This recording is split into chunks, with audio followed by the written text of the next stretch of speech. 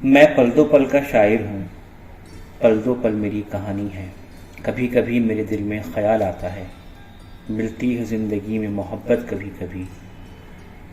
یا ابھی نہ جاؤ چھوڑ کر کہ دل ابھی بھرا نہیں۔ یہ بالی ووڈ کے ایسے گانے ہیں کہ تقریباً 50 سال یا اس سے زیادہ عرصہ ان کو گائے ہوئے بیت گیا، لیکن آج بھی یہ عام لوگوں کے دل میں اور ان کے زبانوں پر اسی طرح جاری ہیں، اور لوگ انہیں تنہائی میں اکثر گنگناتے ہیں۔ یہ گانے لکھے تھے اردو کے انقلابی شاعر، مشہور شاعر عبدالحی، جن کا تخلص ہے ساحر لدھیانوی۔ ساحر لدھیانوی کی قلم سے ایسے سینکڑوں گانے نکلے ان کی قلم سے، جو آج بھی بڑے شوق سے لوگ ان کو سنتے ہیں، ان کو گنگناتے ہیں، اور کئی بار ان کی جو ریمکس ہو کر بھی سامنے آ گئی ہیں۔ تو یہ ساحر کی جو گانے لکھنے کی صلاحیت ہے، طاقت ہے، یہ اس کو ظاہر کرتا ہے کہ اتنا زمانہ بیت جانے کے بعد بھی ان کے گانے آج بھی بہت تازہ اور دل کو سکون دینے والے اور روح کو فرحت بخشنے والے ہیں۔ آج انہی ساحر لدھیانوی کا یوم پیدائش ہے۔ وہ 8 مارچ کو لدھیانہ کے ایک جاگیردار خاندان میں پیدا ہوئے،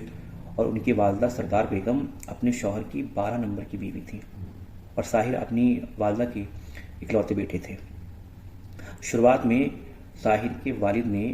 ان کی والدہ کو اپنانے سے انکار کر دیا اور انہیں اپنی وراثت سے محروم کر دیا۔ ساحر کی والدہ نے عدالت کا دروازہ کھٹکھٹایا، اور 18 سال بعد اس کا فیصلہ ساحر کی والدہ سردار بیگم کے حق میں آیا۔ یہ ایک ایسا واقعہ تھا جس سے ہم سمجھ سکتے ہیں کہ جس کا اثر ساحر کے ذہن پر پڑا ہوگا، اور انہیں جاگیردارانہ نظام سے نفرت ہو گئی ہوگی، اور ان کی مزاج میں، ان کی طبیعت میں بغاوت یا انقلاب نے اپنا گھر کر لیا ہوگا۔ شاید یہی وجہ ہے کہ ان کی شاعری میں ہمیں ایک بغاوت، ایک تیور، دنیا سے بیزاری، ظلم اور ناانصافی کے خلاف جو ایک سما یا ایک ماحول نظر آتا ہے، وہ شاید کہیں نہ کہیں جو ان کی جڑ میں ایک بغاوت یا ایک ناانصافی ہے، یہ اس کی وجہ ہوگی۔ ساحر بنیادی طور پر فطری شاعر تھے۔ ان کے سینے میں ایک حساس دل تھا، اور اسی حساس دل نے ان کے سینے میں انقلاب کی شمع روشن کی، اور انہوں نے ظلم و ستم کے خلاف اپنی آواز بلند کی۔ ساحر نے اپنی شاعری کو اپنا انقلاب کا ذریعہ بنایا۔ وہ اپنی اسٹوڈنٹ لائف میں ہی ترقی پسند تحریک یعنی پروگریسو رائٹر کی جو یونین تھی اس سے وابستہ ہو گئے تھے، اور اسی زمانے میں ساحر نے امرتا پریتم سے محبت کی تھی۔ اسٹوڈنٹ لائف کی یہ 2 چیزیں، یعنی ایک تو ترقی پسند تحریک سے جڑنا، دوسرے امرتا پریتم سے محبت کرنا، یہ 2 ایسی چیزیں تھیں جو ان کی شاعری کا حصہ بن گئی، اور ہمیں ان کی شاعری میں یہی 2 نظر آتے ہیں۔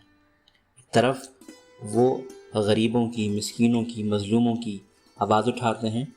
دوسری طرف جو ان کے شاعری میں نغمے سنائی دیتے ہیں محبت کے، عشق کے جذبات امڑ کے آتے ہیں، وہ یقیناً امرتا پریتم سے محبت کی وجہ تھے۔ شروعات میں جو ان کی شاعری ملتی ہے ساحر کی، اس میں انہوں نے صاف طور پر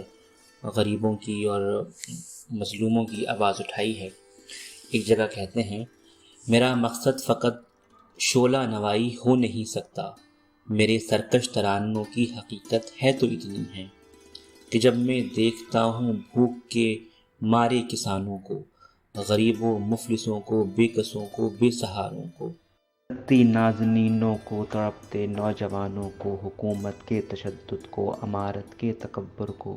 کسی کے چیتڑوں کو اور شہنشاہی خزانوں کو،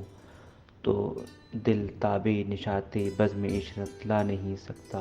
میں چاہوں بھی تو خواب آور ترانے گا نہیں سکتا۔ تو یہ جب وہ ان کی نگاہ پڑتی ہے تو ان کے ایک سینے میں ایک آگ جل جاتی ہے جب وہ کسی غریب کو، بھوک کے مارے کو دیکھتے ہیں، اور یہی آگ جو ہے وہ شاعری کے ذریعے ہمیں نظر آتی ہے۔ یا ایک جگہ کہتے ہیں، دیکھیے کس طرح سے وہ مظلوموں کے جو تیور ہیں اس کے بارے میں کہتے ہیں کہ جشن بپا ہے کٹیاؤں میں، اونچے ایواں کاپ رہے ہیں، مزدوروں کے بگڑے تیور دیکھ کے سلطاں کانپ رہے ہیں، جاگے ہیں افلاس کے مارے، اٹھے ہیں بے بس دکھیارے، سینوں میں طوفان کا تلاطم، آنکھوں میں بجلی کے شرارے، شاہی درباروں کے در سے فوجی پہرے ختم ہوئے ہیں، ذاتی جاگیروں کے حق پر محمل دعوے ختم ہوئے ہیں۔ یعنی اب دور آ گیا ہے مظلوموں کا، غریبوں کا، اور اب جو فوجی سلطان سرمایہ داری یعنی پونجی واد ہے اس کا خاتمہ ہو گیا ہے، اور اب غریب آدمی کی حکومت قائم ہو گئی ہے۔ تو یہ ایک رجائیت، یہ امید جگانے والی نظم ہے ان کی۔ ساحر لدھیانوی کی ایک بہت مشہور مقبول نظم ہے تاج محل، اور اسی نظم کے بعد ساحر کی جو مقبولیت ہے وہ دوبالا ہو گئی۔ یہ نظم جس کا عنوان تاج محل ہے، اصل میں یہ ایک جو ترقی پسند جو نظریات ہے، پروگریسو جو نظریہ ہے، یہ اس کو ظاہر کرتی ہے۔ نظم کا جو موضوع ہے وہ اپنی محبوبہ سے یہ کہتے ہیں کہ میری محبوبہ مجھے کہیں اور ملا کر یہ جو ہے تاج محل یہ محض دولت کی نمائش ہے۔ کیا ان لوگوں نے محبت نہیں کی ہے جنہوں نے کوئی تاج محل نہیں بنوایا ہے، جن کا آج نام و نشان باقی نہیں ہے؟ تو یہ تاج محل جو ہے یہ محبت کی علامت نہیں ہے، بلکہ یہ ایک شہنشاہ نے جو ہے دولت کا سہارا لے کر جو غریب ہیں محبت کرنے والے ان کا مذاق اڑایا ہے۔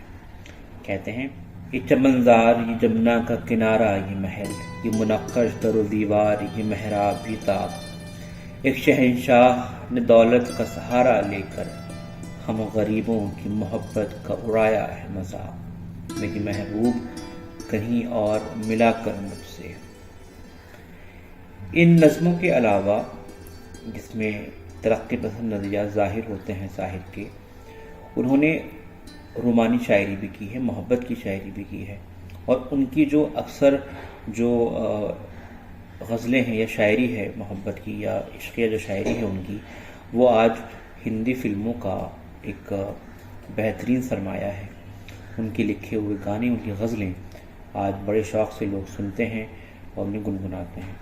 کبھی کبھی میرے دل میں خیال آتا ہے کہ جیسے تجھ کو بنایا گیا ہے میرے لیے، ایک مشہور گانا ہے، یہ ساحر نے ہی لکھا تھا۔ اور جو وعدہ کیا وہ نبھانا پڑے گا، ایک بڑی فہرست ہے۔ اگر میں سارے گانے ان کے لکھے ہوئے گنواؤں ساحر کے تو ایک طویل فہرست بن جائے گی۔ یا وہ گانا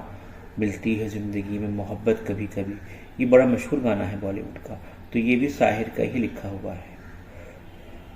تو ساحر صرف اردو زبان کی نہیں بلکہ ہمیں انہیں ہندوستان کی ایک بڑی شخصیت خیال کرنا چاہیے، اور ان کا آج بھی بڑا اثر ہے۔ انہوں نے ہندی گانوں کو لکھنے کا ایک سلیقہ عطا کیا، اور خاص بات یہ ہے کہ ساحر حالانکہ شاعر تھے، اور ایک شاعر کو کیا چاہیے کہ اپنا غزل لکھتا رہے اور اس کا کلام شائع ہوتا رہے، لیکن ساحر نے یہ سوچا اس زمانے میں جب یہ فلم وغیرہ بننی شروع ہوئی تھی اور عوام میں اس کا رجحان بڑھتا چلا جا رہا تھا، تب ساحر کو یہ خیال آیا کہ جو فلم ہے بالی ووڈ ہے، اس کے ذریعے میری بات دور تک جا سکتی ہے، اور لوگ فلموں کی طرف اس وقت زیادہ ان کا رجحان بڑھتا جا رہا ہے، وہ مائل ہو رہے ہیں۔ تو اس لیے ساحر نے فلموں کی طرف رخ کیا اور اپنا پیغام جو ہے ان فلموں کے ذریعے عام کیا، اور وہ اس میں کامیاب رہے۔ ہم یہ نہیں کہہ سکتے کہ ساحر کا جو پیغام ہے وہ دب کے رہ گیا، اور شاعروں کی طرح جتنا عام لوگوں میں ساحر کا پیغام گیا فلموں کے ذریعے، وہ شاید کسی اور کے حصے میں نہیں آیا۔ ہمارے سامنے فیض احمد فیض ہیں، جوش ملیح آبادی ہیں، یا اور ترقی پسند شاعر مجروح سلطان پوری ہیں، لیکن جس طرح لوگوں نے ساحر کو سنا، ساحر کو پڑھا، ان کی نظمیں سنی، لوگوں نے یاد کی، اور امرتا پریتم کے حوالے سے بھی ساحر ایک عام طور سے چرچا میں رہتے ہیں، تو یہ خوش نصیبی، یہ شہرت، یہ نام، یہ صرف ساحر لدھیانوی کے ہی حصے میں آیا۔ بہرحال یہ ساحر کی شاعری کے بارے میں ایک بےحد مختصر سا ایک رخ ہے، ایک معمولی گفتگو ہے۔ امید کرتے ہیں کہ یہ آپ کو پسند آیا ہوگا، اور کمنٹ کریں، اپنی رائے ضرور دیں۔ شکریہ۔